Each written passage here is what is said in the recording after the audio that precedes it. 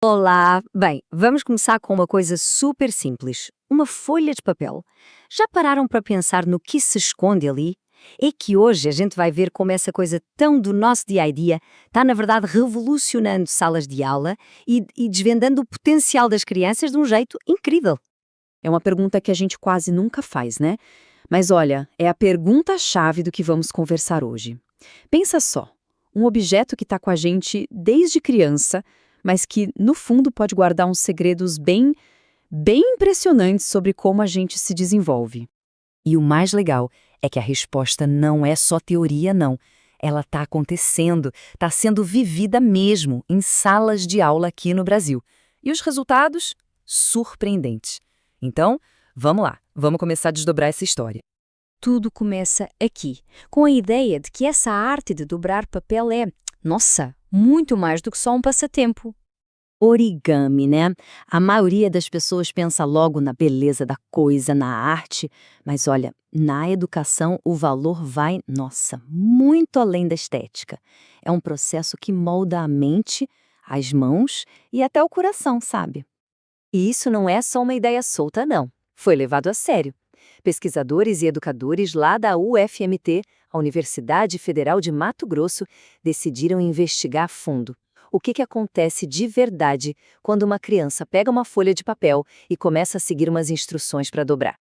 E eles chegaram a este número aqui. 24. Mas 24 o quê, exatamente? Fica com esse número na cabeça porque ele é a chave para a gente entender o poder real do origami. Pois é, 24 forças ou competências. E o que é mais fascinante é a variedade. Não é só sobre coordenação motora, sabe? É sobre concentração para seguir os passos, é sobre resolver problemas quando a dobra não sai certa, e até mesmo sobre cooperação, quando uma criança ajuda a outra num passo mais complicado. É muita coisa. Ok, mas como é que essa descoberta da universidade sai do papel, literalmente, e chega na sala de aula? Vamos ver como esse conhecimento foi passado para a frente. O passo seguinte foi fundamental: preparar os professores. A universidade organizou oficinas para que os próprios educadores pudessem sentir na pele como era o processo e, claro, entender como aplicar isso com as crianças. Foi ali que a teoria virou prática. Essa citação dos pesquisadores é perfeita. Resume tudo. A literatura atua como asas. Pensa nisso. A história, a literatura, dá a imaginação, o voo. E o origami? O origami dá as mãos. É a ferramenta para pegar essa imaginação e tornar ela real, construir algo que antes era só uma ideia na cabeça. E isso aqui mostra bem a virada de chave, a mudança de mentalidade.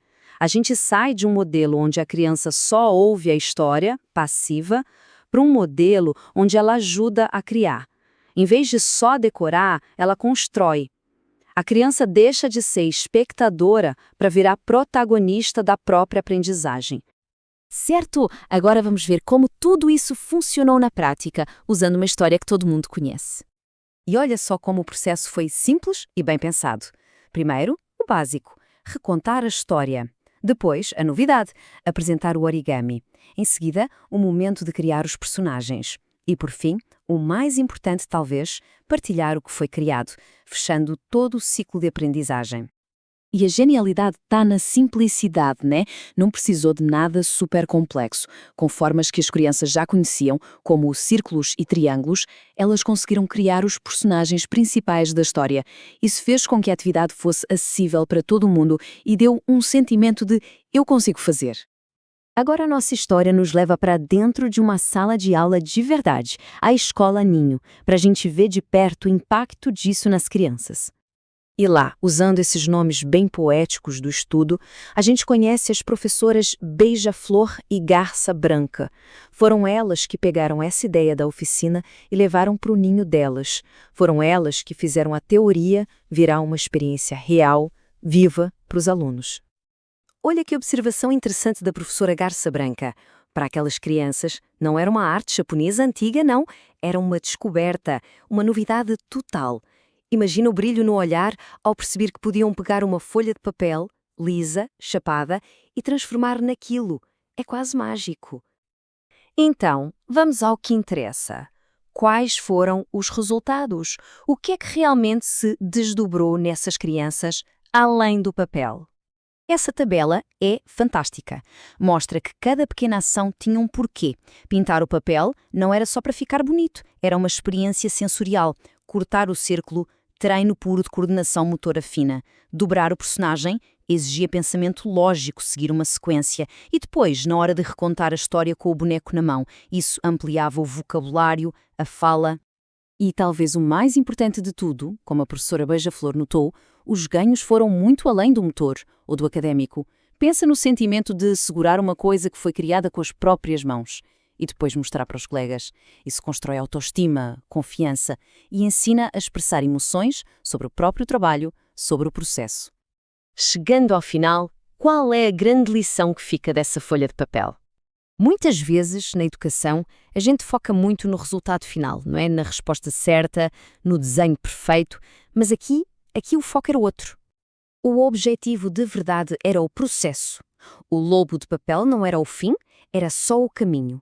O produto final, o que importava mesmo, era a criança. Uma criança mais confiante, mais criativa e que consegue se expressar melhor.